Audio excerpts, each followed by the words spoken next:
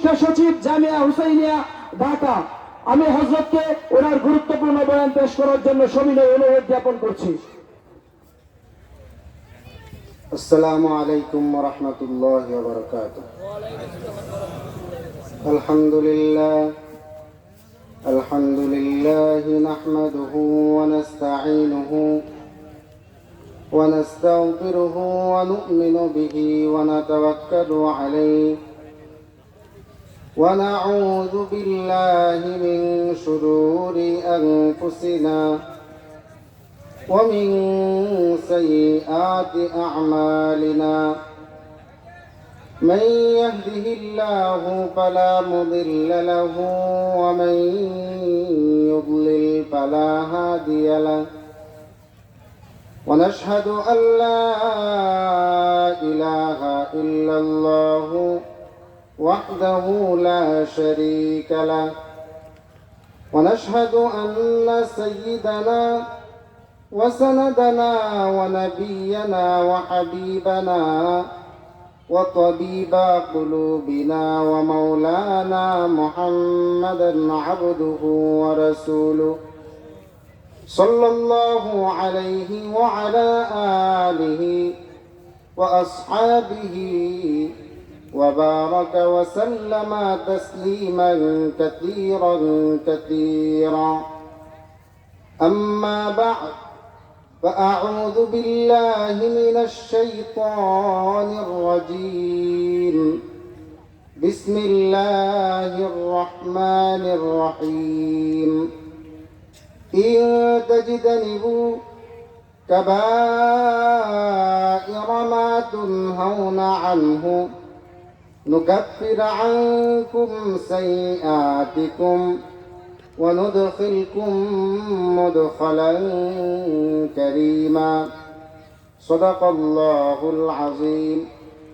وقال النبي صلى الله عليه وسلم اتق المحارم تكن أعبد الناس وارض بما قسم الله لك تكن أغنى الناس وأحسن إلى جارك تكن مؤمنا وأحب للناس ما تحب لنفسك تكن مسلما ولا تكثر الضحك فإن كثرة الضحك تميت القلب أو كما قال النبي عليه الصلاة والسلام.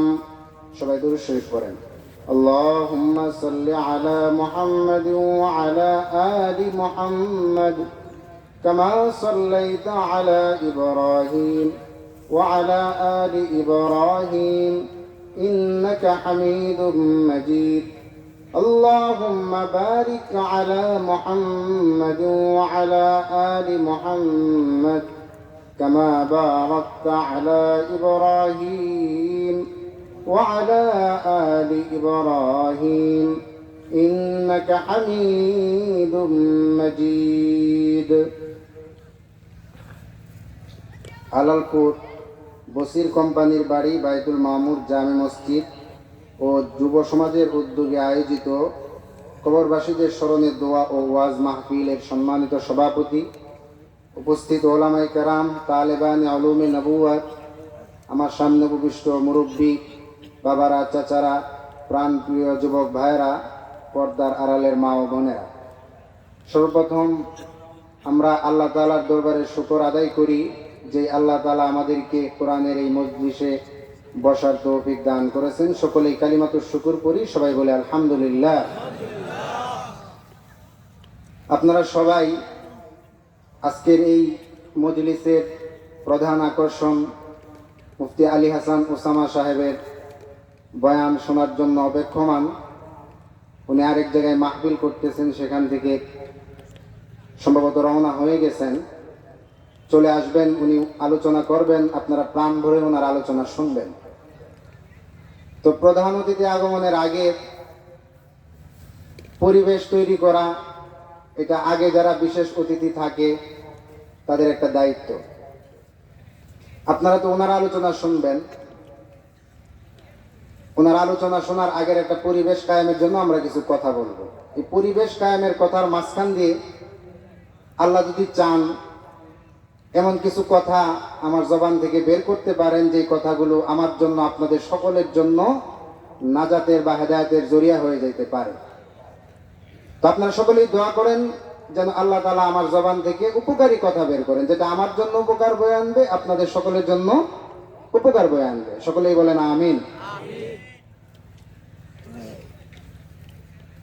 এই পৃথিবীতে আল্লাহ তাআলার যত সৃষ্টি আছে, সৃষ্টির প্রকার ভেদের তো কোনো সংখ্যা গণনা করে শেষ করা সম্ভব নয়।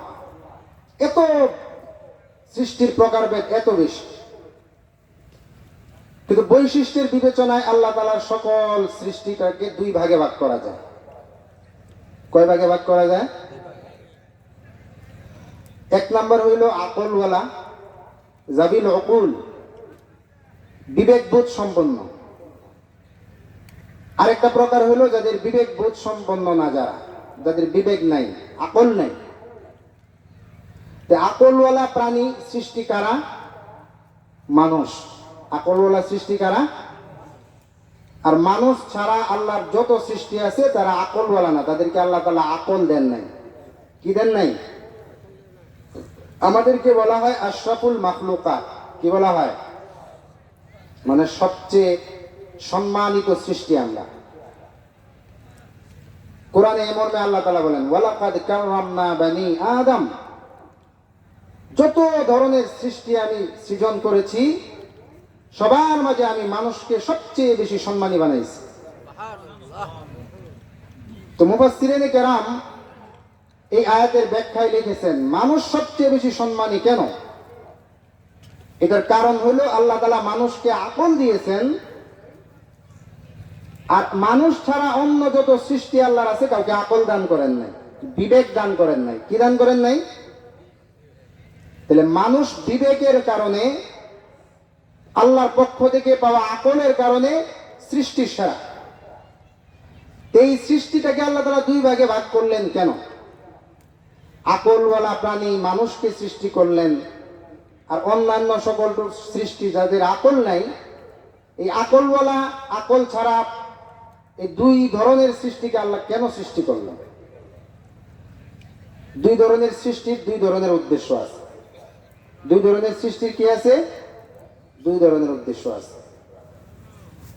আকল ছাড়া যত সৃষ্টি আছে, চাঁদ, সূর্য, চন্দ্র, তারা, গাছ পাতা, তরুলতা, খাল বিল, নদী, মাছ, গরু, ছাগল, মহিষ, যত সৃষ্টি পৃথিবীতে আছে যাদের আকল নাই, এদেরকে সৃষ্টি করার উদ্দেশ্য আল্লাহর একটা।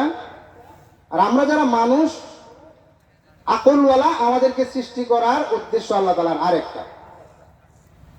আকল ছাড়া যাদেরকে সৃষ্টি করেছেন তাদেরকে সৃষ্টি করেছেন মানুষের সেবা করার জন্য। আর আকলওয়ালা আমরা মানুষ যারা আছি আমাদেরকে সৃষ্টি করেছেন আল্লাহর ইবাদত করার জন্য। কি বললাম?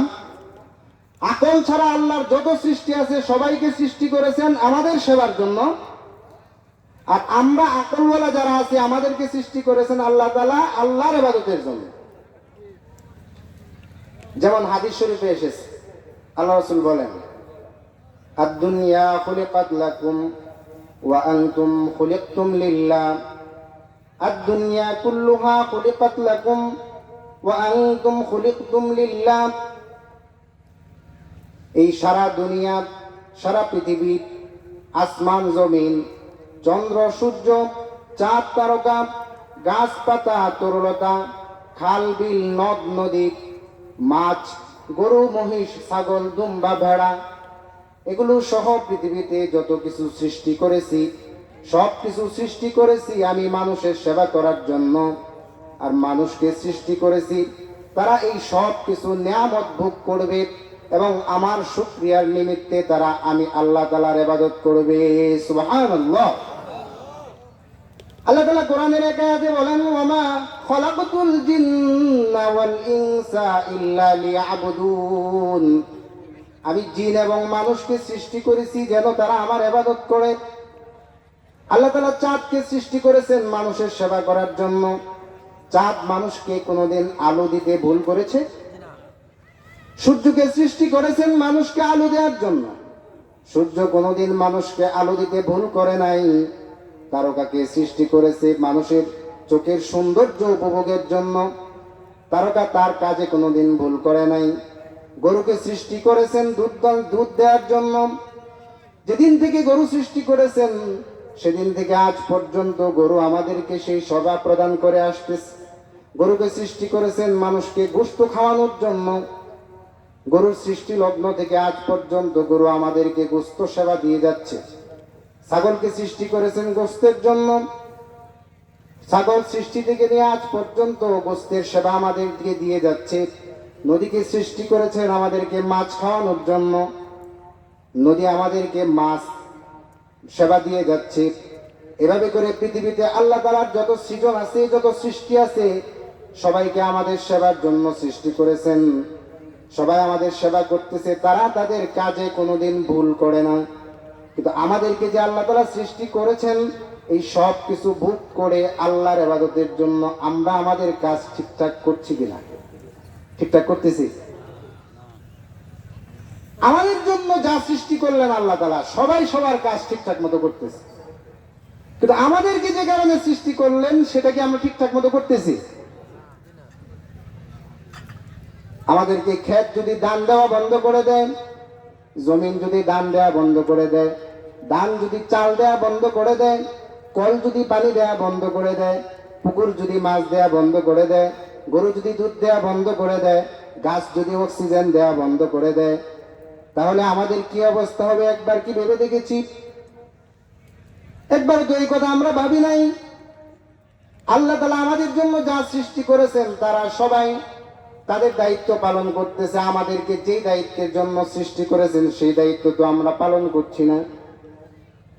এ কারণে প্রত্যেকটা মুমিনের কাজ হলো চিন্তা করবে, আমার সৃষ্টির উদ্দেশ্যই হলো আল্লাহর ইবাদত করার জন্য। তাহলে আমরা আল্লাহর ইবাদত করতে প্রস্তুত আছি? আল্লাহর ইবাদতের অনেক স্তর আছে। আল্লাহর ইবাদতের অনেক কি আছে? আমরা নামাজ পড়ি, রোজা রাখি, আমরা হজ করি, যাকাত আদায় করি, আমরা নফল পড়ি, আমরা তাহাজ্জুদ পড়ি, আমরা তাসবিহাত পড়ি, আমরা তাহলিলাত পড়ি, আর আমরা মনে করি ইবাদতের খাজানা হয়ে যাচ্ছে। কিন্তু আল্লাহর রাসূল বলেন ইবাদতের 1 নাম্বার স্তর কোনটা? একদিন হযরত রাসূল করিম সাল্লাল্লাহু আলাইহি ওয়াসাল্লাম এক মজলিসে বসে বলতেছে, এই আমার সাহাবীরা শোনো, আমি কিছু কথা বলতে চাই, যেই কথাগুলো তোমরা আমলের নিয়তে শুনবা, সেই কথাগুলোর উপর তোমরা আমল করবা এবং আমার বান্দাদের কাছে সেই কথাগুলো পৌঁছায় দিবা। তোমরা নিজেরা আমল করার নিয়তে এবং এই কথাগুলো আমার অন্যান্য উম্মতদের কাছে পৌঁছে দেওয়ার নিয়তে কে কে মনোযোগ দিয়ে শুনবা? হযরত আবু হুরায়রা রাদিয়াল্লাহু তাআলা আনহু বলেন, আনা ইয়া রাসূলুল্লাহ, হে আল্লাহর রাসূল, আপনি যে এই কথাগুলো বলবেন সেই কথাগুলো আমল করার নিয়তে, সেগুলো আপনার অন্যান্য অনুপস্থিত উম্মতদের কাছে পৌঁছে দেওয়ার নিয়তে আমি শুনতে রাজি আছি। আবু হুরায়রা বলেন, পা আখাযা বিয়াদি, আল্লাহ রাসূল আমার হাত ধরলেন, হাত ধরে আমাকে কিছু নসিহত করলেন, কিছু উপদেশ দিলেন, 5টা উপদেশ দিলেন। 1 নম্বরে আল্লাহ রাসূল বললেন, ইত্তাকিল মাহারিম তাকুন আ'বাদান নাস। আমরা তো নামাজ পড়ি, রোজা রাখি, আমরা নামাজ পড়ি, রোজা রাখি, হজ করি, যাকাত দিই, দান খয়রাত করি, সদকা করি, নফল নামাজ পড়ি, আর নিজেকে আমরা বড় আবেদ ভাবতে থাকি, বড় ইবাদতকারী ভাবতে থাকি। কিন্তু আল্লাহর রাসূল প্রথমেই আবু হুরায়রাকে যেই নসিহতটা করলেন সেখানেই বললেন, তুমি যদি বড় আবেদ হতে চাও, তুমি যদি আল্লাহর দরবারে সবচেয়ে বড় আবেদ হতে চাও, তাহলে তোমাকে 1 নম্বরে যে কাজটা করতে হবে, তোমাকে গুনাহ ছেড়ে দিতে হবে। আল্লাহ রাসূল বলেন, ইত্তাকিল মাহারিম, তুমি গুনাহ খাতা ছেড়ে দাও, হারাম কাজ করা ছেড়ে দাও। তাহলে হারাম কাজ করা ছেড়ে দিলে, ইবাদত বندگی করে, নামাজ পড়ে, রোজা রেখে, হজ আদায় করে, যাকাত আদায় করে যত বড় আবেদ হবে, যদি তুমি হারাম থেকে বাঁচতে পারো তাহলে তার চেয়ে বড় আবেদ তুমি হতে পারবে। সুবহানাল্লাহ। এ কারণে কোরআনে আল্লাহ তাআলা বলেন, ইন তাজতানিবু কাবাইরা মা তুনহাউনা আনহু নুকাফির আনকুম সাইয়্যাতিকুম ওয়া নুদখিলকুম মুদখালান কারীমা। আমার বান্দারা যদি কবিরা গুনাহ ছেড়ে দেয়, আমার বান্দারা যদি গীবত শিকায়ত ছেড়ে দেয়, আমার বান্দারা যদি তার নজরের গুনাহ ছেড়ে দেয়, আমার বান্দারা যদি তার লজ্জাস্থানের গুনাহ ছেড়ে দেয়, আমার বান্দারা যদি তার হাতের গুনাহ ছেড়ে দেয়, তার অঙ্গ প্রত্যঙ্গের সমস্ত কবিরা গুনাহ ছেড়ে দেয়, তাহলে আমি সর্বপ্রথম যেই কাজটা করব, তার অনিচ্ছায় অথবা ভুলবশত ছোটখাটো যেই গুনাহগুলো হয়ে যায়, সেই গুনাহগুলো কবিরা গুনাহ ছাড়ার কারণে সগীরা গুনাহগুলো তওবা করা ছাড়া আমি এমনিতেই মাফ করে দেব। সুবহানাল্লাহ। শুধু মাফ করে আমি ক্ষান্ত হব না, আল্লাহ তাআলা বলেন ওয়া নুদখিলকুম মুদখালান কারীমা। সে কবিরা গুনাহ ছেড়ে দিলে আরো সগীরা গুনাহ তার আমলনামায় যেগুলো থাকবে, আমি আল্লাহকে বলা ছাড়াই, তওবা করা ছাড়া আমি সেগুলো মাফ করে আমি চিরস্থায়ী সুখের ঠিকানা আমি জান্নাতে তাকে প্রবেশ করাবো।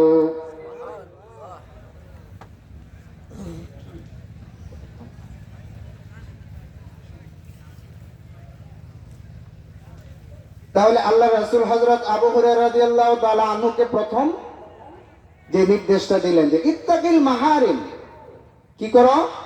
গুনাহ ছেড়ে দাও। গুনাহ ছেড়ে দিলে তুমি সবচেয়ে বড় আবেদ হবে। এই যে আমাদের একটা জীবন আছে, আমাদের পুরা হায়াত আছে, এই হায়াতটা একটা পাত্রের মতো। কিসের মতো? এটা আল্লাহ তাআলা আমাদেরকে দিয়ে দিয়েছেন। আমরা তো জান্নাতে ছিলাম। আমাদের বাবা আদম আলাইহিস সালাতু ওয়াস সালাম যখন একটা নিষিদ্ধ ফল ভক্ষণ করলেন, তখন আল্লাহ তাআলা বলেন কুলনা বিতু মিনহা জামিআ, তোমরা জান্নাত থেকে বের হয়ে যাও। আল্লাহ তাআলা হযরত আদম এবং হাওয়া দুইজন জান্নাতে ছিলেন। আরবিতে দুইজনকে বলা হয় তাসনিয়া, দ্বিবচন, কিন্তু আল্লাহ তাআলা হযরত আদমকে বললেন তোমরা সবাই জান্নাত থেকে বেরিয়ে যাও। মুফাসসিরিনে কেরাম বলেন এই যে সবাই বললেন, এই সবাই দ্বারা উদ্দেশ্য বাবা আদমের ঔরসে কিয়ামত পর্যন্ত আগত যত মানুষ ছিল সকল মানুষ উদ্দেশ্য। হযরত আদমের জান্নাত থেকে দুনিয়ায় আগমনের যে নির্দেশ ছিল, এই নির্দেশে আমরাও অন্তর্ভুক্ত ছিলাম। যখন জান্নাত থেকে দুনিয়াতে এসেছি, আল্লাহ তাআলা আমাদেরকে একটা পাত্র দিলেন, যে পাত্রটা হইল আমাদের পুরা জীবন। 10 বছর, 20 বছর, 30 বছর, 40 বছর, 50 বছর, যতদিন আমি বাঁচব, এই আমার যে পুরা জীবনটা আছে, এই জীবনটা হলো আমার একটা পাত্র। যেই পাত্রে করে আমার ইবাদত বন্দেগী, রোজা, রোজা, নামাজ, হজ, যাকাত, নফল ইবাদত বন্দেগী পাত্রে করে নিয়ে আল্লাহর কাছে জমা দিতে হবে, দেখাতে হবে। এগুলো দেখে জান্নাতে যেতে হবে। এখন আমরা যেরকম দুনিয়াতে একটা পাত্র, দুনিয়াতে যেরকম একটা পাত্র, এখানে আপনি দুধ রাখবেন অথবা পায়েস রাখবেন অথবা একটা মূল্যবান জিনিস রাখবেন। এই পাত্রে কি আমরা সরাসরি এটা রাইখা দিই না এটা ধোয়া পরিষ্কার করে নিই? কথা বলে না।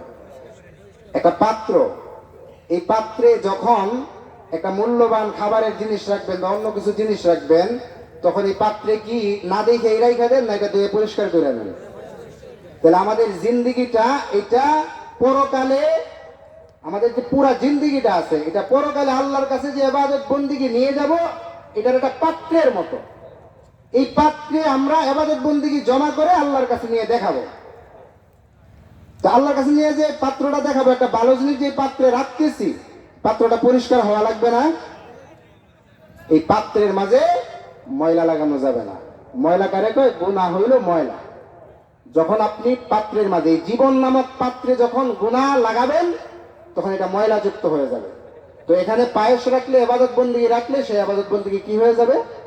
নষ্ট হয়ে যাবে। এই কারণে আল্লাহ রাসূল হযরত আবু হুরায়রা রাদিয়াল্লাহু তাআলা আনহুকে বললেন, এক নম্বরে যে আদেশটা দিলেন, ইত্তাকিল মাহারিম তাকুন আবাদান নাস। তুমি যদি সবচেয়ে বড় আবেদ হতে চাও, তাহলে প্রথম কাজ হলো তুমি গুনাহ খাতা ছেড়ে দাও।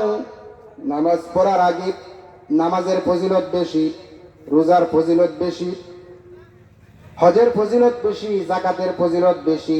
যত ইবাদত আছে সেগুলোর ফজিলত বেশি, কিন্তু সেগুলোর চেয়েও গুনাহ ছাড়ার গুরুত্ব বেশি। কারণ যত ইবাদত বন্দেগী করে আমি জীবন নামক পাত্রে রাখবো, সেখানে যদি ময়লা থাকলে যেরকম পায়েস বা অন্যান্য জিনিস নষ্ট হয়ে যায়, ইবাদত বন্দেগী করে ওই গুনাহের পাত্রে রাখলে সেই ইবাদত বন্দেগীও নষ্ট হয়ে যায়। সবাই নাউযুবিল্লাহ বলেন। তাহলে আমরা পাত্র পরিষ্কার করে তারপরে ইবাদত বন্দেগী করব। এটাই আল্লাহ রাসূল বললেন যে ইত্তাকিল মাহারিম তাকুন আবাদান নাস। এক নাম্বার কাজ হলো, তুমি যদি আবেদ হতে চাও, এক নাম্বার কাজ হলো তুমি গুনাহ ছাড়ো। গুনাহ ছাড়লে যত ইবাদতই করো সব গুনাহের ময়লা লাইগা নষ্ট হয়ে যাবে। তখন আল্লাহর কাছে যখন নিয়ে যায়, দেখাইবা এই যে আমল নিয়ে আসছে, ইবাদত বন্দেগী নিয়ে আসছে, আল্লাহ বলবে এইগুলো তো জান্নাতে যাওয়ার উপযুক্ত আমল নয়। কেরোসিন লাগলে যেরকম বা গরুর পেশাব লাগলে যেরকম এক মন দুধ নষ্ট হয়ে যায়, যখন গুনাহ থাকবে আমার এই পাত্রে, তখন যখন এই গুনাহ সহ আমল আল্লাহর কাছে নিয়ে যাব, তখন আল্লাহ তাআলা বলবেন তোমার এই ইবাদত বন্দেগী জান্নাতে যাওয়ার উপযুক্ত আমল নয়। আল্লাহ রাসূল 5টা কথা বলেছেন। কয় নাম্বারটা বললাম? কয় নাম্বারটা বললাম? 1 নাম্বারটা বললাম। 1 নাম্বার কাজ কি? হারাম ছাড়তে হবে, গুনাহ ছাড়তে হবে। এখানে অনেক লম্বা আলোচনা করার ইচ্ছা ছিল, কিন্তু আপনাদের প্রধান মেহমান চলে আসতেছেন, এই জন্য সংক্ষেপ করে দিলাম। 2 নম্বরে আল্লাহ রাসূল বললেন ওয়ারদা বিমা কাসামাল্লাহু লাকা তাকুন আগনান নাস। তুমি কি ধনী হতে চাও? আল্লাহ তাআলা ধনী হওয়ার কৌশল শিখিয়ে দিলেন। তুমি অনেক সম্পদ জমা করলে ধনী হবা না, তুমি অনেক বাড়িঘর করলে ধনী হইতে পারবা না, তুমি সম্পদের পাহাড় গড়ে তুললেও ধনী হতে পারবা না। তুমি যদি ধনী হতে চাও তাহলে ওয়ারদা বিমা কাসামাল্লাহু লাকা, আল্লাহ তাআলা তোমার নসিবে যা রেখেছেন সেটার উপর তুমি সন্তুষ্ট থাকো, তাহলে তুমি দুনিয়ার সবচেয়ে বড় ধনী। সুবহানাল্লাহ। এটা কার কথা? রাসূলুল্লাহ সাল্লাল্লাহু আলাইহি ওয়াসাল্লামের কথা। গানিয়ুন শব্দের অর্থ, ধনী শব্দের অর্থ কি আমরা তো জানি না। আমরা ধনী মনে করি যার মাল সম্পদ বেশি আছে তাকে ধনী মনে করি। গরিব কাকে মনে করি? যার মাল সম্পদ কম আছে তাকে গরিব মনে করি। কিন্তু আসলে কোরআন হাদিসের ভাষ্য মতে যার প্রয়োজন বেশি তাকে বলা হয় গরিব, যার প্রয়োজন কম তাকে বলা হয় ধনী। এখন একজন 100 কোটি টাকার মালিক, তার যদি আরো 100 কোটি টাকার প্রয়োজন থাকে তাহলে সে ধনী না গরিব? কথা বলে না। একজন 100 কোটি টাকার মালিক, তার যদি আরো 100 কোটি টাকার প্রয়োজন হয়, নেশা থাকে, তাহলে সে ধনী না গরিব? একজনের 20,000 টাকার মালিক, তার আর কোনো চাহিদা নাই, তার আর কোনো প্রয়োজন নাই, তাহলে সে ধনী না গরিব? তাহলে আল্লাহ রাসূল কৌশল শিখিয়ে দিলেন ধনী বলা হয় কাকে। আরেক হাদিসে এসেছে আল্লাহ রাসূল বলেন আল গিনা গিনান নাফস, যার আত্মা ধনী সে আসলে ধনী, যার আত্মা গরিব সে কখনো ধনী হতে পারে না। যার 5,000 কোটি টাকার মালিক, সে যদি আরো 5,000 কোটি টাকার ধান্দায় দুনিয়ার পিছনে খামচাতে থাকে, দৌড়াতে থাকে, তাহলে সে আল্লাহর এলেমে সে গরিব, সে শরীয়তের পরিভাষায় গরিব। আরেকজনের 20,000 টাকা বেতনের চাকরি করে সেটা নিয়ে সে সন্তুষ্ট আছে, সে আল্লাহর এলেমে রাসূলের ভাষ্যমতে ধনী। এই কথাটা আল্লাহ তাআলা আবু হুরায়রাকে 2 নাম্বার নসিহতে বললেন ওয়ারদা বিমা কাসামাল্লাহু লাক তাকুন আগনান নাস। তুমি যদি ধনী হতে চাও তাহলে আল্লাহ তাআলা তোমাকে তোমার নসিবে যা রেখেছে সেটার উপর সন্তুষ্ট থাকো, তাহলে তুমি সবচেয়ে বড় ধনী। কোরআন শরীফে আল্লাহ তাআলা বলেন নাহনু কাসামনা বাইনাহুম মাঈশাতাহুম ফিল হায়াতিদ দুনিয়া ওয়া রাফা'না বা'দাহুম ফাওকা বা'দিন দারাজাতিল লিয়াত্তাখিযা বা'দুহুম বা'দান সুখরিয়া। দুনিয়াতে যত রিজিক আছে এই রিজিকটা আমি মানুষের মাঝে বন্টন করে দিয়েছি, কাউকে বেশি দিয়েছি, কাউকে আবার কম দিয়েছি, কিন্তু যাকে যা দিয়েছি সেটা নিয়ে সন্তুষ্ট থাকবে। একজন শত শত কোটি টাকার মালিক, সে সেটা নিয়ে শুকরিয়া আদায় করবে, বাহাদুরি করবে না, সেও জান্নাতে যাবে। আরেকজন অল্প টাকার মালিক, সে সেটা নিয়ে সবর করবে, সবর করার কারণে সেও জান্নাতে যাবে। এই কারণে আল্লাহ যাকে যা দিয়েছেন সেটার উপর সন্তুষ্ট থাকতে হবে। যদি সন্তুষ্ট না থাকেন কোনোদিনও আপনি ধনী হতে পারবেন না। ধনী হতে পারা যাবে বলেন? 1 কোটি টাকার মালিক একজন, তার আরো 1 কোটি টাকার নেশা আছে, সে কিভাবে ধনী হতে পারে? আপনারা বলেন। তার প্রয়োজন আছে, তাহলে সে কিভাবে ধনী? একজন 20,000 টাকার মালিক, তার আর কোনো কিছুর প্রয়োজন নাই, তাহলে সে কিভাবে গরিব? যার প্রয়োজন কম সে হলো গরিব, ধনী। যার প্রয়োজন বেশি সে হলো গরিব। এটা হলো হাদিসের ভাষা। এ কারণে আল্লাহ তাআলা আরেক আয়াতে বলেন, লা তামুদ্দান্না আইনাইকা ইলা মা মাত্তানা বিহি আজওয়াজাম মিনহুম যাহরাতাল হায়াতিদ দুনিয়া লিনাফতিনাহুম ফি ওয়া রিজকু রাব্বিকা খায়রু ওয়া আবকা। আমি যে দুনিয়ার চাকচিক্য ধন সম্পদ অনেক মানুষকে অনেক বাড়ায় দিয়েছি, আল্লাহর নবীকে, স্বয়ং নবীকে নির্দেশ করে বলতেছেন, লা তামুদ্দান্না আইনাইকা, তোমার চোখ দুইটা সেদিকে বাড়াবা না। মানুষকে যে কত সম্পদের পাহাড় দিয়েছি, বাড়িঘর দিয়েছি, দালান কোঠা দিয়েছি, অট্টালিকা দিয়েছি, এই যে দুনিয়ার সৌন্দর্য দিয়েছি, সেগুলোর দিকে তোমার চোখ দুইটা তুমি বাড়াইবা না। কারণ তাদেরকে যে সেগুলো দিয়েছি, লিনাফতিনাহুম ফি, সেগুলোকে আমি দিয়েছি তাদেরকে ফিতনায় ফেলার জন্য, তাদেরকে পরীক্ষা করার জন্য। আর আল্লাহ তাআলা যদি কাউকে পরীক্ষা করতে চান, সেই পরীক্ষায় উত্তীর্ণ হওয়া তার জন্য কতই বড় দুষ্কর। আর আমাদেরকে যে আল্লাহ তাআলা অল্প স্বল্প রিজিক দিয়েছেন, এটা আমার জন্য ফিতনা হবে না, আমার জন্য পরীক্ষার হবে না, এটার হিসাব দেওয়া আমার জন্য অনেক সহজ হবে। আল্লাহ তাআলা আয়াতের দ্বিতীয় অংশ বলতেছেন, ওয়া রিজকু রাব্বিকা খায়রু ওয়া আবকা, আর আমাকে যে অল্প রিজিক দিয়েছেন সেটা আমার জন্য উত্তম, ওয়া আবকা, এবং এটাই আমার জন্য স্থায়ী। আর তাকে যে অনেক বেশি সম্পদ দিয়েছেন, সেই বেশি সম্পদ তার জন্য পরীক্ষার মতো। আর আল্লাহ তাআলা যখন পরীক্ষার জন্য সম্পদ দেয়, সেই পরীক্ষায় উত্তীর্ণ হয়ে ওঠা অনেক কঠিন হয়ে যায়। এই কারণে আমরা যারা সম্পদে কম আছি, আমাদের কখনো আফসোস করার কোনো কারণ নাই। এই কথাটা আল্লাহ তাআলা কোরআনে বলতেছেন, লা তামুদ্দান্না আইনাইকা ইলা মা মাত্তানা বিহি আজওয়াজাম মিনহুম যাহরাতাল হায়াতিদ দুনিয়া, দুনিয়ার এই চাকচিক্যের দিকে কখনো চক্ষু বাড়াইবা না। অপরাধে আল্লাহ তাআলা বলেন, ইন্নামা আমওয়ালুকুম ওয়া আওলাদুকুম ফিতনা, এই যে সম্পদ আমি দান করেছি, এই সম্পদ পায়া তোমরা মনে করো না এটা অনেক বড় কিছু। এটা সম্পদ যদি সঠিকভাবে ব্যয় করতে পারো তাহলে তো ঠিক আছে, কিন্তু সম্পদ অধিকাংশ সময় মানুষকে বিপদে নিয়ে যায়। এ কারণে আল্লাহ তাআলা আমার নসিবে যা রেখেছেন এটার উপর সন্তুষ্ট থাকা, শুধু রিজিকের বেলায় এটা না, আল্লাহ তাআলার আরো যত বিষয়, আল্লাহর যে ফয়সালা, সেই ফয়সালার উপর সন্তুষ্ট থাকা। আপনাদেরকে একটা ঘটনা শোনাই। একবার এক জায়গায় নদী ভাঙ্গন শুরু হয়েছে, নদী ভাঙতেছে ভাঙতেছে ভাঙতেছে, মানুষ আতঙ্কিত হয়ে গেছে, নদী ভেঙে তাদের ঘর বাড়ি ভেঙে যাওয়ার উপক্রম হয়ে গেছে। তারা সকলেই মিলে একত্রিত হয়ে সেই যুগের সবচেয়ে বড় বুজুর্গ ব্যক্তির কাছে গেছে, গিয়ে বলতেছে, হুজুর, আমাদের যে নদী ভাঙ্গন শুরু হয়েছে, নদী ভাঙতে ভাঙতে ভাঙতে ভাঙতে আমাদের বাড়ির কাছে চলে এসেছে, অল্প কিছুদিনের মধ্যে নদী ভেঙে আমাদের বাড়িঘর নদীর গর্ভে নিয়ে যাবে। আপনি একটু দোয়া করেন আল্লাহ তাআলা যেন আমাদের নদী ভাঙন আটকায় দেয়। ওই ব্যক্তি একটা টুকরি নিছে আর একটা কোদাল নিছে, কোদাল নিয়ে নদীর কাছে গেছে। নদীর কাছে গিয়ে নদীর যে দিক দিয়ে ভাঙতেছে সেখানে কোদাল দিয়ে মাটি খোঁড়া আরম্ভ করেছে। মানুষগুলো সবাই অবাক হয়ে গেল। হুজুর, আপনাকে বললাম নদী ভাঙন রোধ করার জন্য, ফেরানোর জন্য দোয়া করতে, আর আপনি এখানে এসে কোদাল এনে আবার নদী খুঁড়ে খুঁড়ে আরো ভাঙতেছেন, কারণটা কি বুঝলাম না। ওই ব্যক্তি বলতেছে, আমার মালিক নদী ভেঙে যদি সন্তুষ্ট থাকে, আমার মালিক চাচ্ছে, আল্লাহ তাআলা চাচ্ছে নদী ভাঙতে, যদি আমার মালিক নদী ভাঙনে সন্তুষ্ট থাকে, তাহলে আমার মালিক যেটা ফয়সালা করেছেন, আমার কিরকম দুঃসাহস যে আমি আল্লাহর ফয়সালার বিরুদ্ধে যাব। আমার এই সাহস আমার নাই।